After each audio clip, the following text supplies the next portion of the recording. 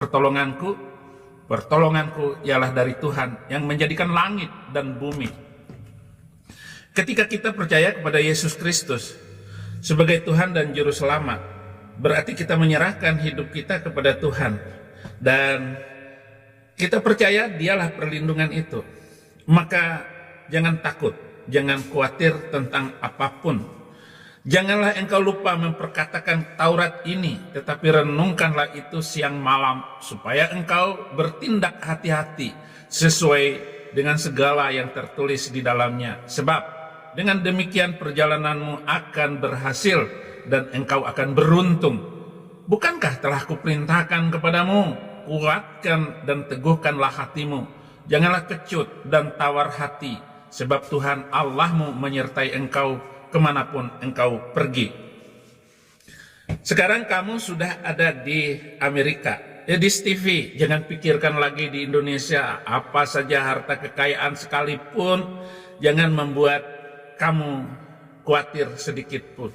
Perlindungan Tuhan akan datang, bahkan pada waktu yang tepat, pada waktu yang akan datang. Gak lama lagi Muslim akan berbondong-bondong datang kepada Yesus Kristus. Idza jaa nasrullahi wal fath wa ra'aitan nasa yadkhuluna fi dinillahi afwaja fasabbih bihamdi rabbika wastaghfir innahu kana tawwaba.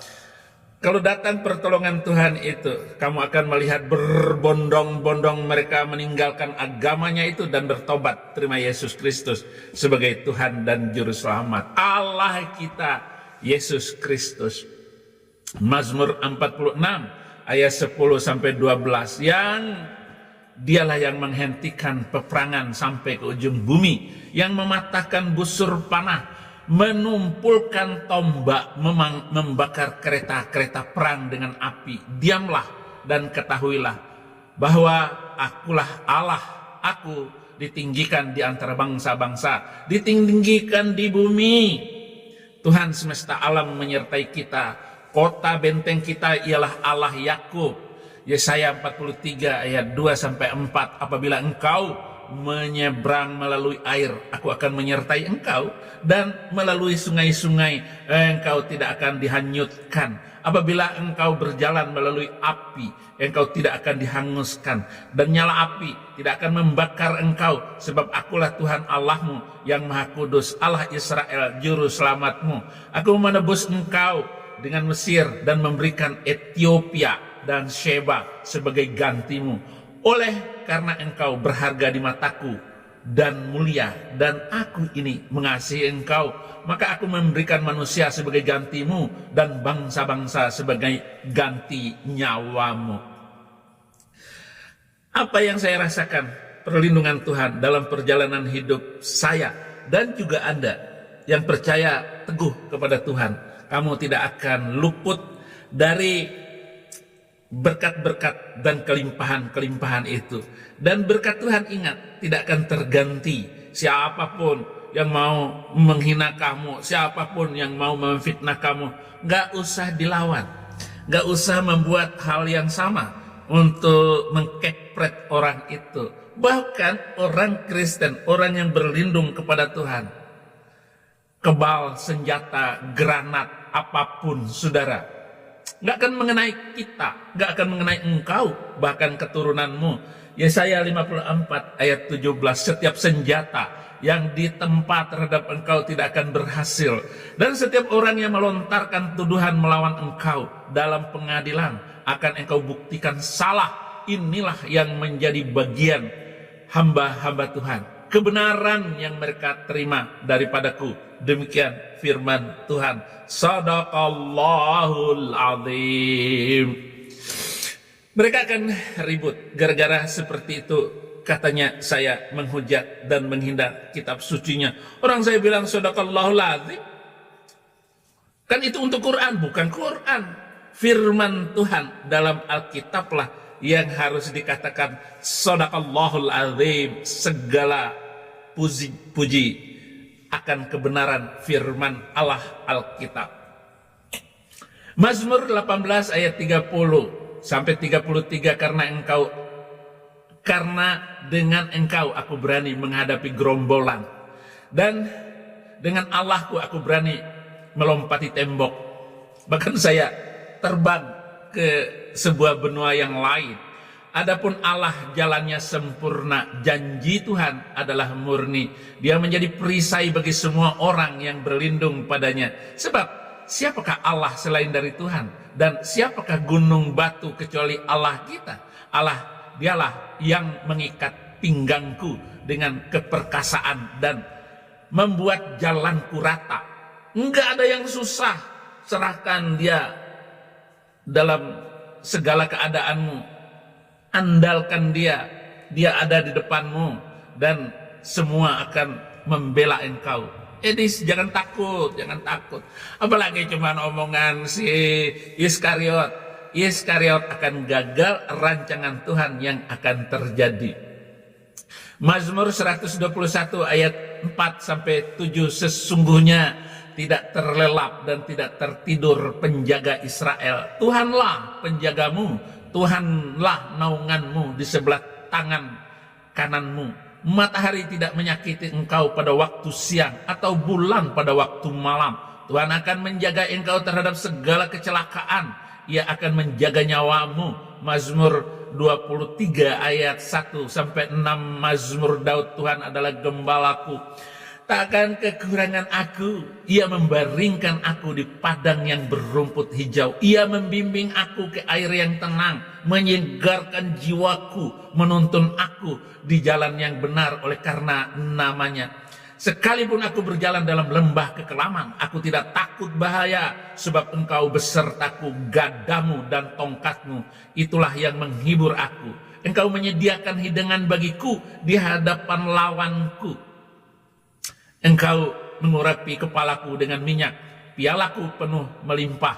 Kebajikan dan kemurahan belaka akan mengikuti aku seumur hidupku, dan aku akan diam dalam rumah Tuhan sepanjang masa.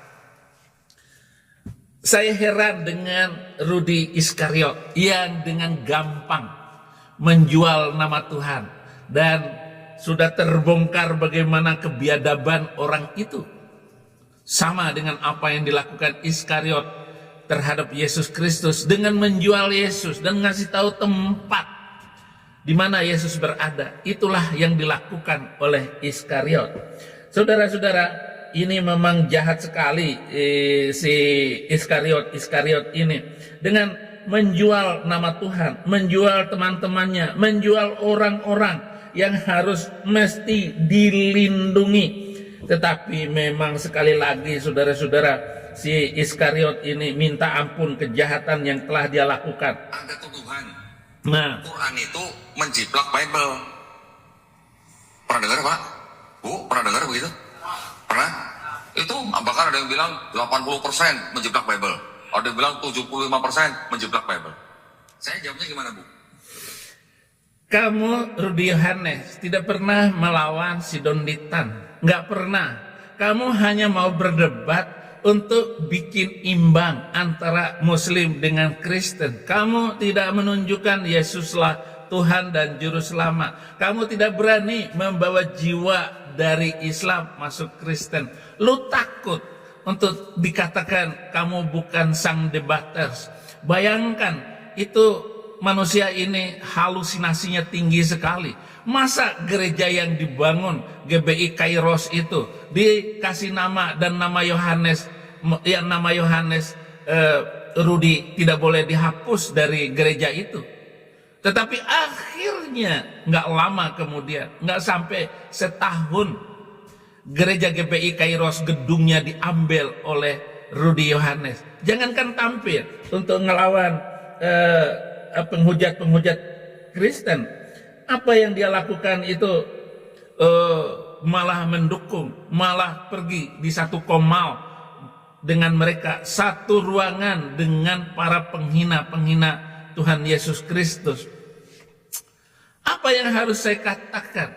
Tetapi kamu Edis dan para apologet muda, janganlah takut sebab aku menyertai engkau. Janganlah bimbang sebab aku ini Allahmu. Aku akan meneguhkan, bahkan akan menolong engkau. Aku akan memegang engkau dengan tangan kananku yang membawa kemenangan. Sesungguhnya semua orang yang bangkit amarahnya terhadap engkau akan mendapat malu, dan karena noda orang-orang yang membantah engkau akan seperti tidak ada dan akan binasa. Engkau akan mencari orang-orang yang berkelahi dengan engkau, tetapi tidak akan menemui engkau. Orang-orang yang berperang melawan engkau akan seperti tidak ada dan hampa. Sebab aku ini Tuhan Allahmu, memegang tanganmu dan berkata kepadamu, janganlah takut, akulah yang menolong engkau. Jadi kalau si Rudi Yohanes, saudara-saudara, bersikap seperti itu, dan apa yang ia lakukan ini sangat memalukan kekristenan, bahkan melemahkan apologetika yang diperjuangkan oleh anak-anak muda ini seperti Edi Stivi, Sofiatul, Ki Ahmad, ataupun Elia Mayron. Saya mendukung mereka, saudara-saudara. Walaupun mereka boleh saja suatu saat menghina saya ataupun merendahkan saya, atau apalah mereka ngomong tentang pendapat saya sebagai orang Kristen yang baru, wajarlah kalau saya salah. Tetapi saya tetap berusaha untuk tekun di dalam memberitakan nama Yesus Kristus. Nah, jangan. Makanya teman-teman ya, ketika saya juluki Rudi itu sebagai Rudi Iskariot, bukan tanpa alasan. Ketika saya katakan Rudi itu Rudi Iskariot, terbukti pada akhirnya bahwa kelakuan dia itu 11-12 dengan Rudi Iskariot, dengan Yudas Iskariot. Kalau Yudas Iskariot menyesal, Yudas Iskariot menyesal, tapi Rudi Iskariot tidak. Bahkan dia dipanggil sebagai Rudi Iskariot, dia ketawa-ketawa. Iya. Dia akan selalu menjual dirinya walaupun tidak laku. Walaupun dia diiming-imingi 2 miliar sama siapa si Mila itu. Saya kenal Mila itu di Kecini rumahnya. Kenal saya. Tahu saya Mila itu. Dan tidak salah. Makanya teman-teman ya, ketika saya juluki Rudi itu sebagai Rudi Iskariot, bukan tanpa alasan. Ya, saudara Rudi, agar bertobat, tinggalkan caramu seperti itu.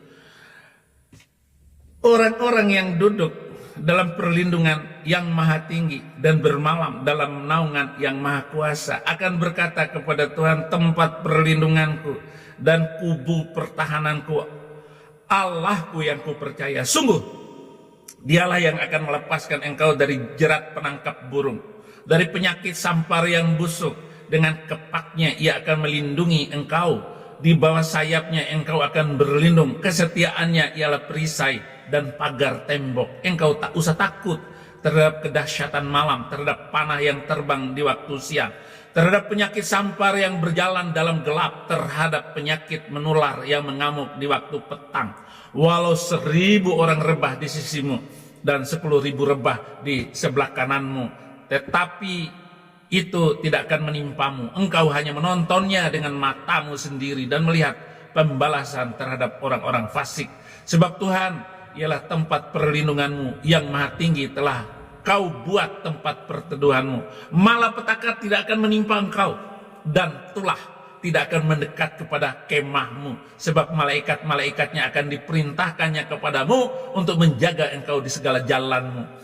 Mereka akan menatang engkau di atas tangannya, supaya kakimu jangan terantuk kepada batu. Singa dan ular tedung akan kau langkahi. Engkau akan menginjak anak singa dan ular naga. Sungguh hatinya melekat kepadaku, maka aku akan meluputkannya. Aku akan membentenginya, sebab ia mengenal namaku. Jadi jangan takut dengan apapun, karena kamu para apologet muda yang ada di negara-negara yang kalian sudah melarikan diri, nggak usah takut. Sebab itu ambillah Efesus 6 ayat 13 dan seterusnya. Sebab itu ambillah seluruh perlengkapan senjata Allah, supaya kamu dapat mengadakan perlawanan pada hari yang jahat itu, dan tetap berdiri sesudah kamu menyelesaikan segala sesuatu. Jadi berdirilah tegap, berikat pinggangkan kebenaran, dan berbaju zirahkan keadilan. Kakimu berkasutkan kerelaan untuk memberitakan Injil damai sejahtera. Dalam segala keadaan pergunakanlah perisai iman. Itu Dengan itu kamu akan dapat memadamkan semua panah api dari si jahat. Jadi mereka akan melemparkan tuduhan-tuduhan. Kamu akan begini, begini, begini. Kamu meniduri si ini dan si itu. Bahkan katanya kita saling jatuh cinta antara saya dengan Edis TV. Bagaimana ceritanya? Bagaimana ceritanya? Tapi begitulah panah asmara, panah api dari si jahat. Dan terimalah ketopong keselamatan dan pedang roh, yaitu firman Allah.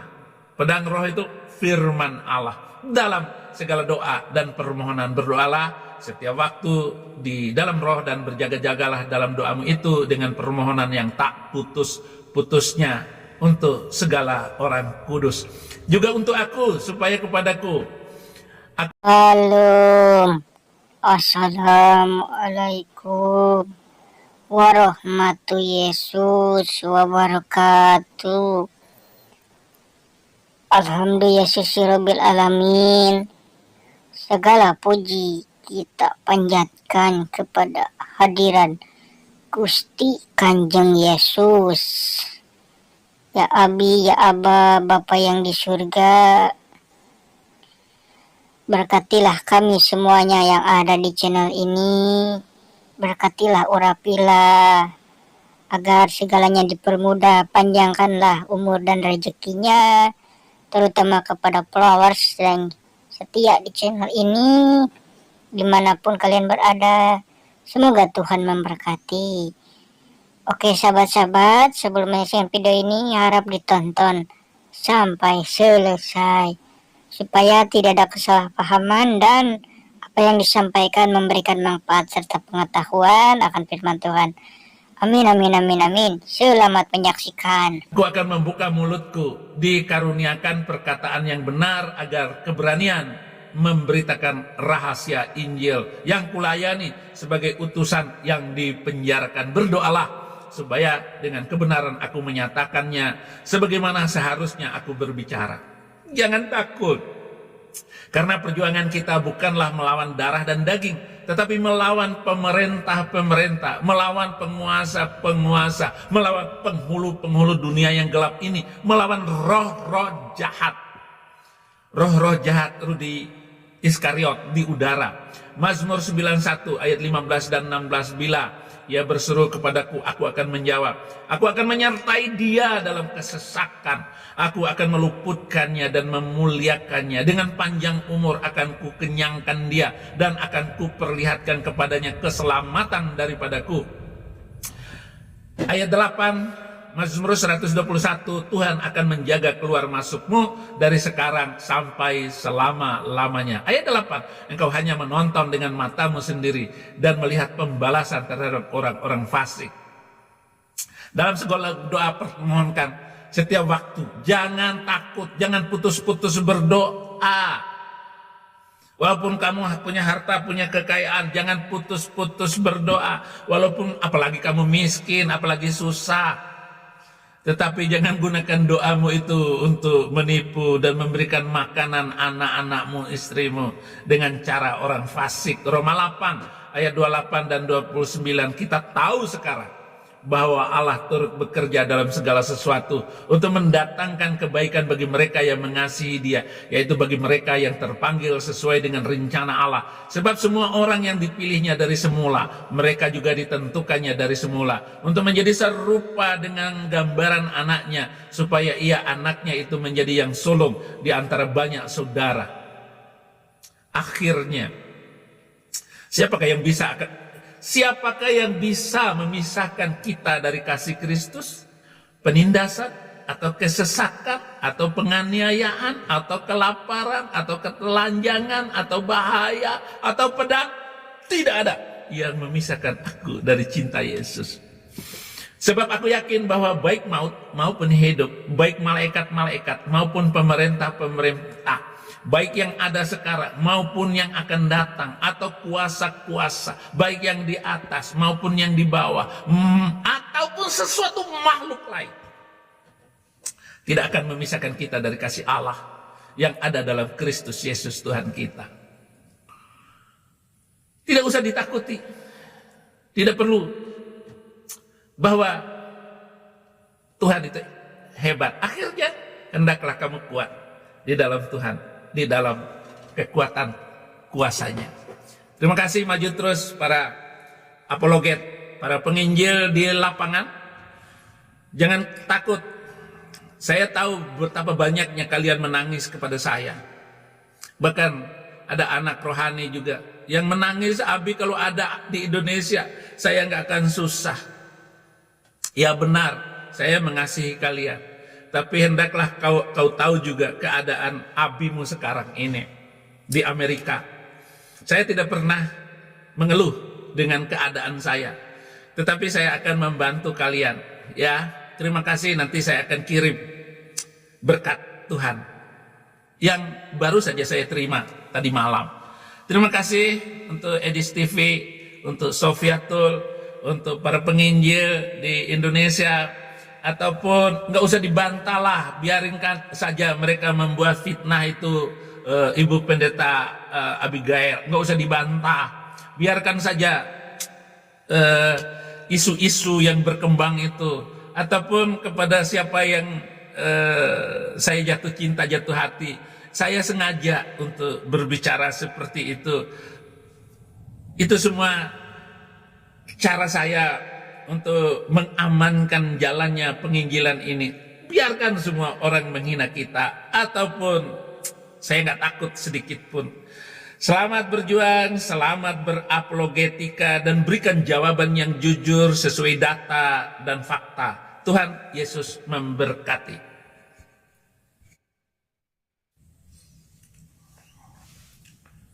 Sudah banyak kaum radikal yang dideportasi, entah dari Amerika, dari Prancis, ataupun dari Australia, karena mereka nggak kapok-kapok.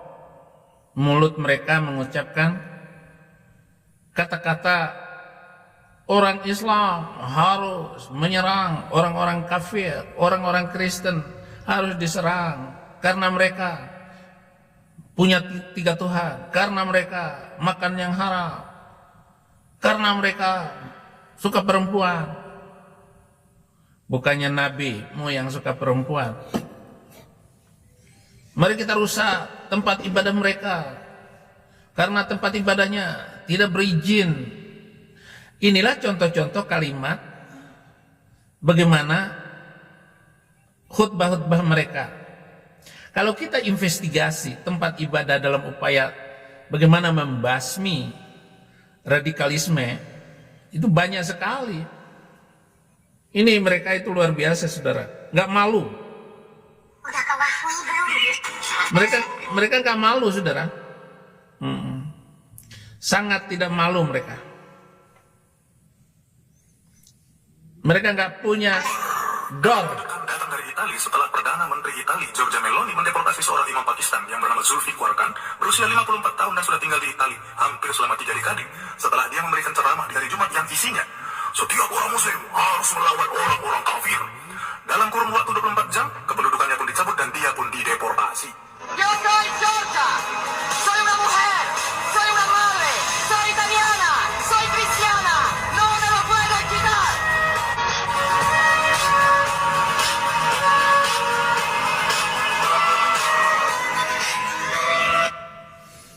Jadi mereka nggak kapok, mereka nggak malu, dan merasa bahwa itulah jihad, itulah perjuangan. Mereka tidak mempermasalahkan kehidupannya. Dari 30 tahun dia menjadi imam di negara Prancis ataupun negara Italia, negara-negara Eropa. Contoh orang yang dideportasi tadi, dia nggak mikir, udah 54 tahun, nggak mikir yang bagus. Sama dengan umur Nabi Muhammad 54 tahun. Ketika dia mengawini Aisyah yang baru umur 6 tahun. Macam mana? Nggak mikir kayak begitu. Nggak memikir akibat dari perbuatannya itu. Radikalisme. Ada channel New Asia, mereka juga menginvestigasi ratusan imigran yang diyakini penganut radikalisme atau separatisme. Hasilnya 66 imigran diyakini radikal dan dipulangkan ke negara asalnya, bahkan ada dari Indonesia. Ke-66 orang tersebut, nyaris seperempat dari total 231 imigran yang diawasi oleh Menteri Dalam Negeri Prancis, bahwa ada imigran yang akhirnya dijadikan tahanan rumah atau dimasukkan ke pusat detention center. Nah, inilah yang terjadi, saudara-saudara. Bagaimana menghadapi mentalitas dan moral sama dengan di Australia. Itu sudah banyak yang dideportasi kembali lagi ke negara asalnya. Padahal untuk masuk ke negara Australia, untuk masuk ke negara Amerika ini sulit. Terutama mahasiswa-mahasiswa yang ada di kota-kota besar, terutama di California, New York, Texas, ataupun di San Francisco. Ini adalah universitas terbaik. Tetapi ketika saudara-saudara Muslim, para mahasiswa yang radikal ini, karena suka memberontak, suka melawan, akhirnya dideportasi. Mereka nggak boleh lagi mendapat beasiswa yang membayar pemerintah Amerika. Mereka sekolah di sini, tetapi mereka tidak malu melakukan kejahatan dengan menentang pemerintah yang menjamin makan minum dia. Itu terus sudah ratusan mahasiswa dari Timur Tengah kembali. Dan kalau sudah dideportasi itu, tunggu 15 tahun yang akan datang baru boleh datang lagi. Itu pun harus diseleksi ketat oleh pihak imigrasi Amerika. Tunggu 15 tahun yang akan datang. Kalau kamu mengajukan visa baru, ya hilang duitmu 3 juta untuk mendapatkan visa masuk Amerika. Ini saudara-saudara yang perlu saya sampaikan kepada Anda semua, agar terutama bangsa Indonesia, saudara sudah bersyukur saudara Muslim bisa datang ke sini. Karena Anda banyak berbohong, banyak menipu. Pura-pura masuk Kristen, lalu mengaku dianiaya di Indonesia, di saya ini dimusuhin kalau kembali karena saya sudah masuk Kristen. Begitu dapat garansi, sudah digaranti asylumnya, masuk Islam lagi. Banyak yang begitu, Muslim, banyak yang bohong. Dia kembali lagi. Nah, di sini banyak komunitas Muslim. Nah, ada kota-kota yang sudah Muslim di Amerika ini. New York termasuk, karena kemenangan. Wali kota New York itu adalah Muslim, Dulkomeng. Kemudian ada lagi di Denver, Texas. Itu sudah banyak yang pakai jilbab. Downtown California, banyak yang pakai jilbab. Tapi kalau di sekitar sini malu mereka pakai jilbab. Karena ini adalah daerah Kristen yang kuat di daerah saya ini. Jadi saudara-saudara, lupa saya di Sydney itu ada daerah Lakemba. Saya sudah berkunjung ke sana. Pas hari Jumat teriak pakai toa. Mereka boleh pakai toa di situ. Kenapa? Karena kompleks itu sudah Muslim rata-rata. Dan mereka sekarang itu sudah mulai berani juga di Amerika ini ada kompleks Muslim semua. Jadi kalau ada orang yang Kristen, walaupun sudah persyaratan-persyaratannya sudah lengkap, tetapi karena memilih komplek itu dia nggak diterima di situ. Nah, sudah ada nih Muslim kayak begitu. Jadi mengerikan ini Muslim ini, saudara-saudara. Saya berharap pemerintah Amerika jangan main-main dengan Islam, karena Islam ini emang saudara-saudara serem. Ini saja yang bisa saya sampaikan dalam kesempatan ini. Jangan lupa like dan subscribe dan membantu pelayanan Indonesia bagi Kristus. Terima kasih kebersamaan beberapa menit ini membicarakan betapa bahayanya saudara kita ini. Tuhan Yesus memberkati. Kenapa Islam itu berantem dari awal berdirinya Islam itu sejak zaman dan peninggalan Muhammad? Itu sahabat-sahabatnya itu sudah main pedang dan memotong-motong leher saudaranya sehingga banyak sekali yang tergeletak di tanah karena mempertahankan keyakinan. Itu karakter bahasa juga itu berpengaruh, Ustadz. Nah, pertanyaan Anda tetap nggak laku di hadapan saya. Kenapa? Karena saya tahu sejarah. Bukan sekedar tahu sejarah, saya tahu doktrin, ajaran inti Islam itu. Jadi begitu Ustadz Nuruddin. Kenapa ulama bisa berbeda pendapat? Satu, karakter bahasa Al-Quran, bahasa Arab secara umum, itu hamalul aujuh. Dia bisa multitafsir. Teks Quran itu ada teks-teks yang memang bersifat pasti, penafsirannya itu tunggal. Itu biasanya berkaitan dengan akidah, ya. Qul huwallahu ahad, katakanlah Allah itu esa. Ulama agak berbeda pendapat tuh Allah itu esa, tidak ada di antara mereka yang mengatakan Allah itu 2 atau 3. Laisa kamitslihi syai', Allah itu tidak diserupai oleh apapun dari makhluknya. Ulama semua sepakat. Itu contoh-contoh ayat yang bersifat tegas, ya, tidak menimbulkan banyak penafsiran. Biasanya menyangkut masalah akidah. Nah, menyangkut masalah fikih, ulama bisa.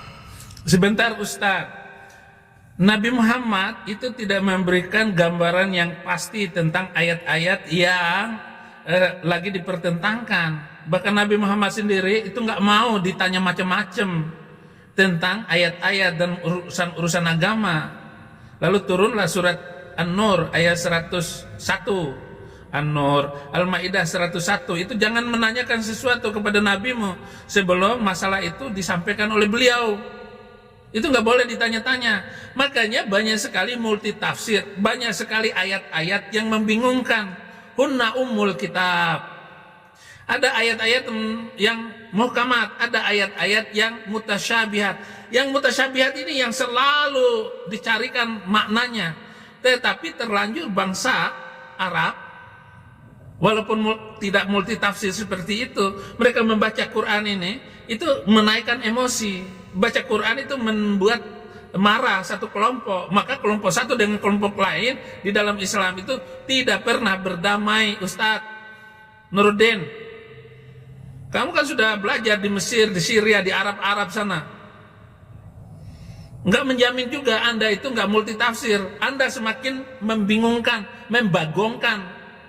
Kenapa? Belum lagi saya tampilkan 300 ayat yang menjadi malapetaka bangsa-bangsa itu. Jadi begitu Ustadz. Berbeda pendapat karena karakter bahasa Al-Quran itu memang memunculkan keragaman pendapat. Bisa ditilik dari satu sudut pandang, yang lain menilik dari sudut pandang yang lain. Karena itu rujukannya sama, kesimpulannya beda-beda. Mana yang benar? Selama pijakannya jelas, berpijak pada metode keilmuan yang tepat, semuanya bisa-bisa benar. Semuanya bisa-bisa benar. Karena perbedaan sudut pandang itu yang melahirkan kesimpulan berbeda, tapi rujukan dan prinsipnya sama, gitu loh. Nah ini kita perlu ya, mengedukasi masyarakat dengan cara pandang semacam ini supaya kita tidak gampang menyalahkan pendapat yang disampaikan oleh ulama lain. Jadi kepada saudara-saudara sekalian, ketika Anda melihat ulama berbeda pendapat atau ada persoalan ulama berbeda sudut pandang, itu nggak usah aneh. Karena bagaimanapun kalau yang menyampaikannya ini seorang ulama, ya, catat baik-baik, bukan orang awam, bukan orang biasa, bukan orang baru lulus kemarin. Jangan Anda itu mengira bahwa oh ini bertentangan dengan Al-Quran, ini bertentangan dengan Sunnah, buru-buru begitu menyimpulkan. Ulama itu saudara bukan hanya membaca Al-Quran, tapi mereka itu memahami kaidah-kaidah keilmuan. Nah kita ini kadang-kadang mengira bahwa melihat persoalan itu cukup dengan mengutip Al-Quran atau... Sebentar Ustadz, kalau Ustadz hidup selama-lamanya bisa dipastikan Islam itu beragam.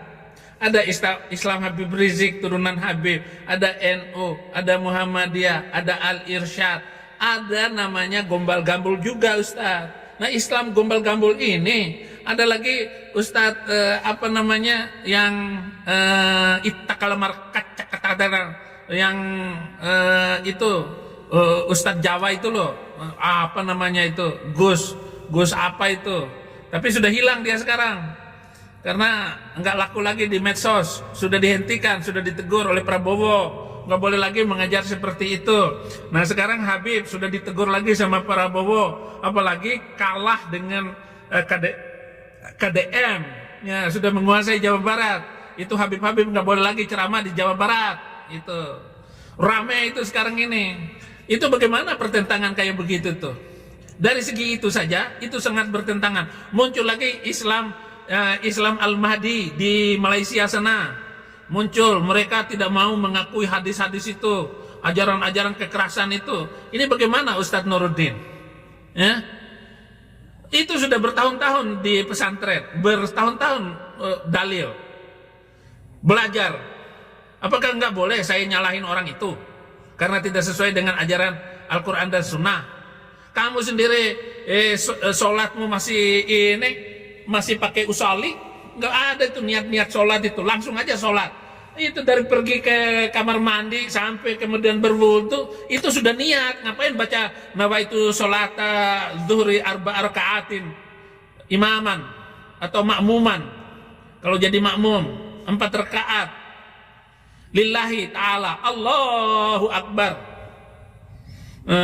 Allahumma ba'id baini wa baina khotoyaya kama ba'atta bainal masyriqi wal maghrib.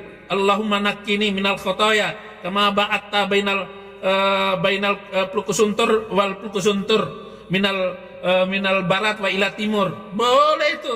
Jadi kalau lupa bacaannya maghribi wal masyriqi wal maghribi minal masyriqi wal maghribi ilal maghribi, boleh minal plukusuntur ila plukusuntur. Nggak apa-apa, nggak sholat bagaimana? Ya kalau ingat-ingat saja seperti orang Padang. Jangan tinggalkan sholat kecuali lupa. Jangan tinggalkan sholat kecuali lupa. Yang kedua, jangan mencilok, jangan mencuri kecuali terpaksa. Jadi boleh mencuri apabila terpaksa. Yang ketiga, jangan berzina kecuali suko sama suko. Jadi boleh berzina asal suka sama suka. Nggak apa-apa Ustaz. Oh itu memang sudah begitu. Nabi juga begitu. Dia sudah kepepet, mau tidur pengantin baru sama Zainab binti Jahsy. Langsung malam itu juga dia main kuda-kudaan, wik-wik sama Zainab binti Jahsy tanpa menikah dan tanpa saksi dari manusia. Kenapa? Yang menikahkan Allah, saksinya Jibril. Gak apa-apa, lu mau ngomong apa sekarang Ustadz? Coba, kalau kamu memang sekolah tamatan dari luar negeri, coba jawab. Masalah 2 hal tadi, masalah pertentangan saya ini. Tetapi ini bukan pertentangan. Tapi kalau kamu mengatakan bahwa Nabi itu menikah dengan Zainab, ada wali dan ada saksinya, wah hebat kamu. Somad sudah diakuinya oleh Somad. Gua adu domba kamu dengan Somad. Adi Hidayat sudah mengakui bahwa keahlian Nabi itu boleh mengubah hukum kapan saja. Yang penting dia enak dengan istrinya. Nah itulah yang menjadi kebanggaan dari Zainab binti Jahsy kepada istri-istri yang lain, bahwa dia begituan. Yang menyerahkan Zainab adalah Allah Subhanahu wa Ta'ala sendiri, sedangkan kalian yang menyerahkan kepada Nabi adalah orang tua kalian, kata Zainab binti Jahsy. Itu kebanggaan Ustadz. Ayo sekarang kamu mau ngomong apa coba? Saya tunggu jawaban Anda. Kalau Anda memang seorang narator, seorang ustadz ahli, Unirifa aja nanyanya kayak apa gitu, akal-akalan sama Unirifa. Jawab itu Unirifa, tanya buku apa, buka aja langsung Al-Quran. Quran itu jelas sekali, menikah tanpa wali dan saksi. Apalagi dengan tafsir-tafsir, semua lu tafsir Sababun Nuzul surat ke-33 ayat 37 Al-Ahzab. Ayo Ustadz Nuruddin, gak usah banyak ngomong Ustadz Nuruddin. Hadis mengutip doang. Kalau mengutip itu gampang. Mengutip semua orang saya kira yang paham bahasa Arab, sedikit dasar-dasar bahasa Arab, bisa mengutip itu. Tapi yang susah itu adalah memahami kaidah keilmuan di balik kutipan itu. Terus mengaitkan kaidah keilmuan ini dengan persoalan yang dibahas. Nah, ulama itu ketika melahirkan produk hukum, prosesnya itu nggak gampang. Makanya pada saya miris ketika ada orang-orang tidak punya background keilmuan apapun, tiba-tiba gampang menyalahkan ulama, gampang menyalahkan kiai, membodoh-bodohkan mereka. Hanya karena ada persoalan-persoalan yang secara lahiriah itu keliru. Ya secara lahiriah, tapi kalau bisa ditelisik secara mendalam, kadang-kadang ada pembenarannya. Karena itu penting. Kalau ada ustadz yang hamilin santri di pesantren, apa pendapat ustadz? Boleh nggak kita menyalah-nyalahkan ustadz kayak begitu? Ustadz, pantas nggak? Tetapi kalau saya menyalah-nyalahkan nabimu, maksudnya bukan nabimu, nabi kita dulu, ketika saya dulu di sana. Tapi sekarang saya salah-salahin, kacau-kacauin. Kalau Nabi memberikan ketetapan bacaan-bacaan, misalnya Alif Lam Mim, apa terjemahannya? Bisa nggak diterjemahin? Hanya Allah yang tahu. Kenapa diturunkan menjadi ayat Quran? Kalau memang hanya Allah yang tahu, berarti Nabi Muhammad nggak tahu dong. Nabi Muhammad nggak tahu. Kenapa? Karena dia manusia biasa. Tiap malam kemaluannya dijepit sama istri-istrinya. Bahkan kekuatan Nabi itu 30 kali daripada laki-laki biasa. Itu kan pengakuan Nabi, pengakuan para sahabatnya.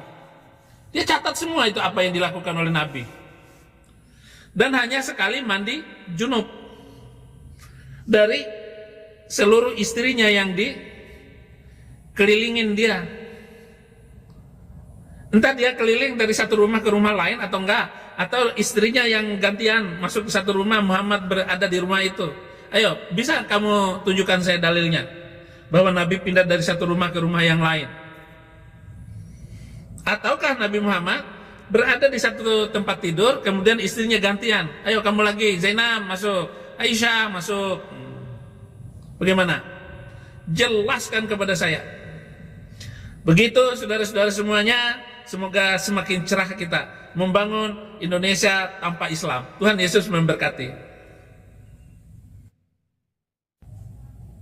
Pertengkaran itu berimbas kepada para donatur. Sudah mulai sepi donatur si Bom Bom. Dia live TikTok, koinnya pun sedikit. Sekarang berani nggak Bom Bom? Kue ada kemarin. Nggak usah, Le. Tahu Le sekarang kan YouTube pun tak ada pemasukannya. TikTok pun sekarang aduh sepi kali Le. Ini efek dari ini semua. Ketawa aku. Aku puji Tuhan di saat-saat orang mengandalkan uang.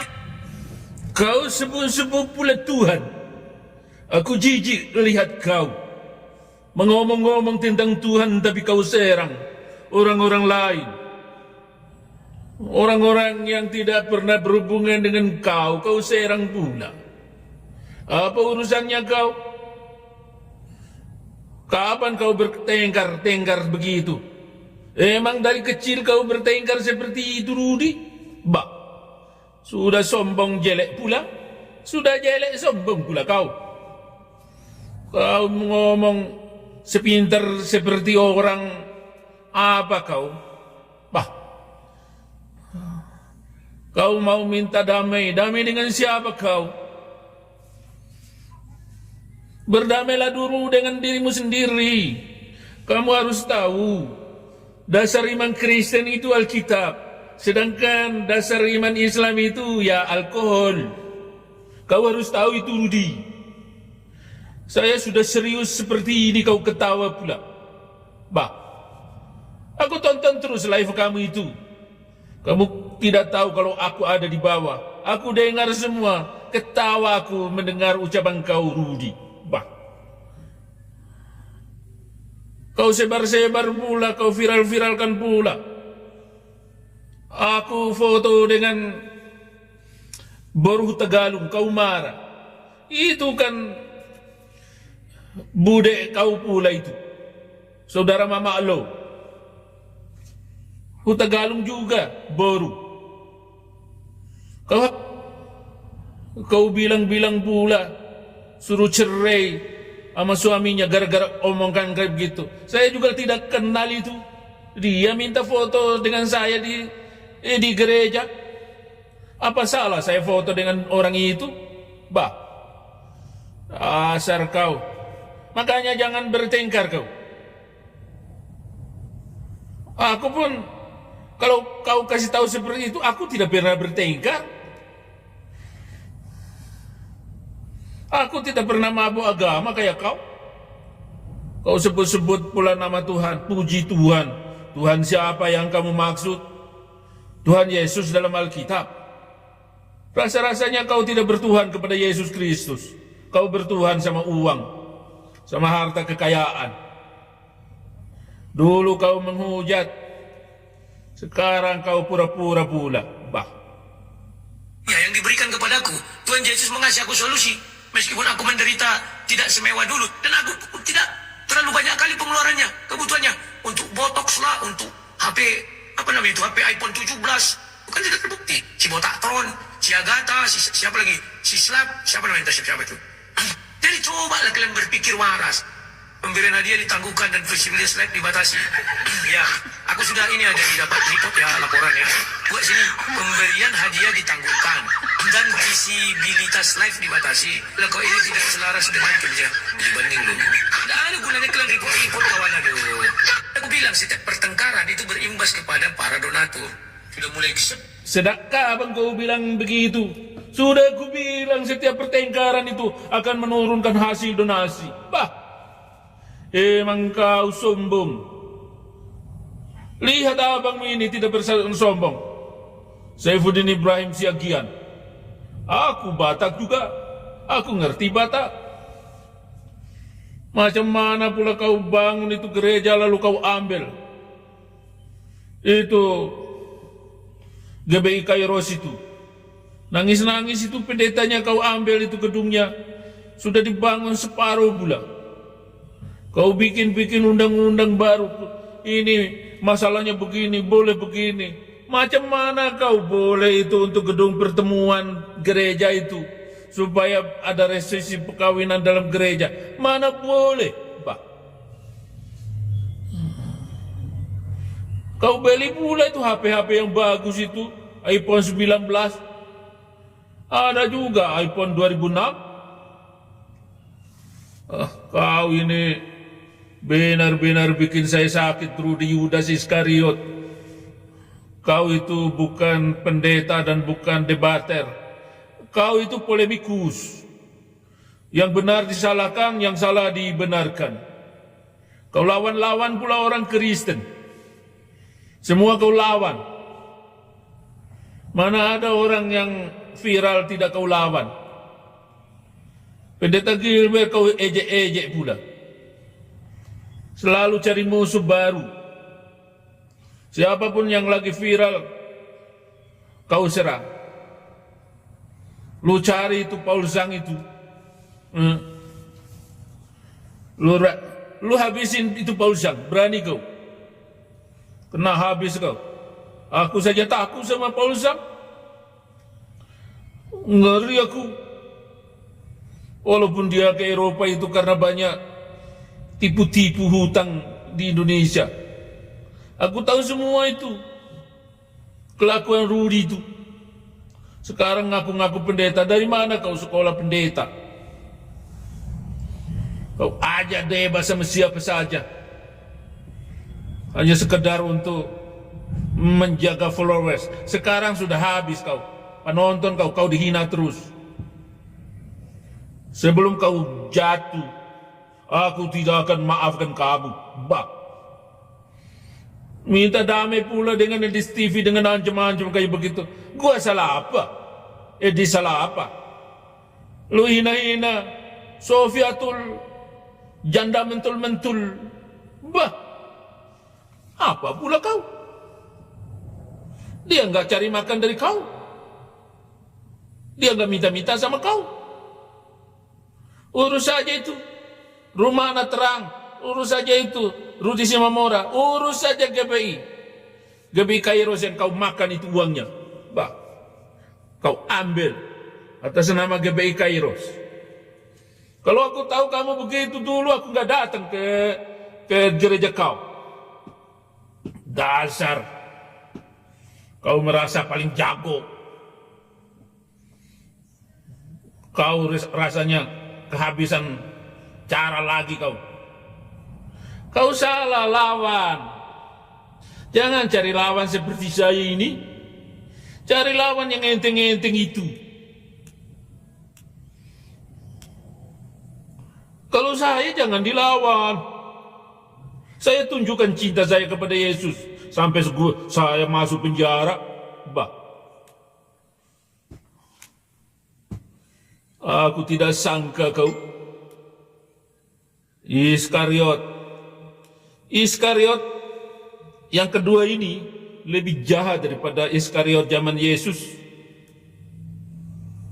Kau tunjukkan alamat-alamat semua orang. Kau permalukan pendeta-pendeta. Kau hina-hina. Sofia mentul-mentul kau bilang.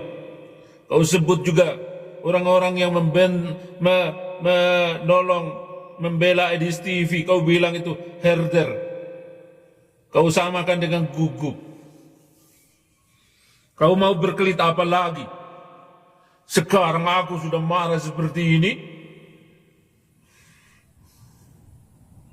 Ketika anak Batak di sidang kau bela. Kau bilang pula Edis itu menghujat. Kau sebenarnya penghujat. Kau bela itu anak Batak. Kau balik semuanya. Kau Rudi. Bah. Itu nanti si Bom Bom. Dia live TikTok. Koinnya pun sedikit. Sekarang berani nggak Bom Bom? Kue ada kemarin. Nggak usah, Le. Tahu Le sekarang kan YouTube pun tak ada pemasukannya. TikTok pun sekarang, aduh sepi kali Le. Ini efek dari ini semua. Ketawa aku. Aku puji Tuhan. Di saat-saat orang mengandalkan uangnya yang diberikan kepadaku, Tuhan Yesus mengasih aku solusi. Meskipun aku menderita tidak semewah dulu. Dan aku... Aku tidak suka dengar kau itu. Aku lebih baik dengar lagu ciptaan Mata Pisau.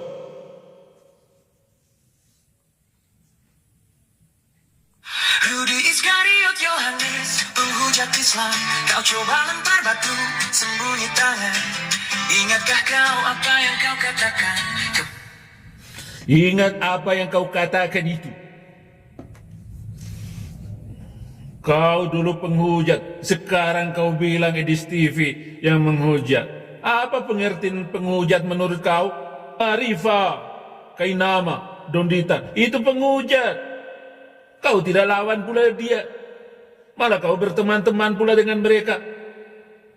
Bangga pula kau ingin menghabisi dan mengambil nyawa saya. Lalu kau bilang minta maaf. Lalu kau bilang pula berdamai. Ingat baik-baik kau. Berdamai dengan manusia macam kau tak ada guna. Macam mana berdamai sama orang yang tidak pernah mau minta maaf, apalagi mengancam. Kalau seminggu ini Edis TV tidak pula meminta maaf kepadaku, berdamai dengan aku habis sampai titik darah penghabisan. Kata macam apa semacam itu, Rudi? Itu bukan Alkitabiah itu alkohol. Itu dasarnya anak alkohol itu. Kau hanya untuk mengumpulkan donasi anak Batak, tapi kau tidak bertanggung jawab. Sampai anak Batak minta-minta sama Edis, tidak pula kau kasih. Bah, macam mana kau? Kau tidak sebut ini biaya, ini sekian, ini sekian. Kalau aku terserah aku.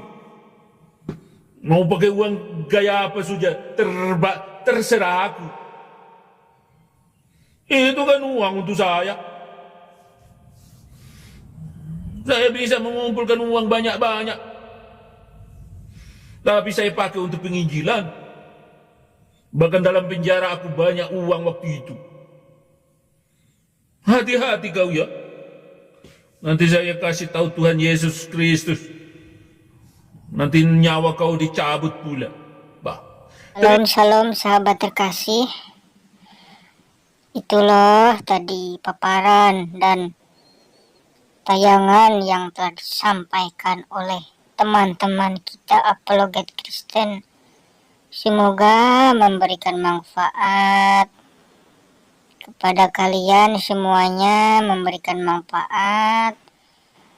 Dan terima kasih juga kepada yang telah menyaksikan, terutama followers pendukung setia channel ini. Terima kasih yang telah subscribe, like, and comment, and share.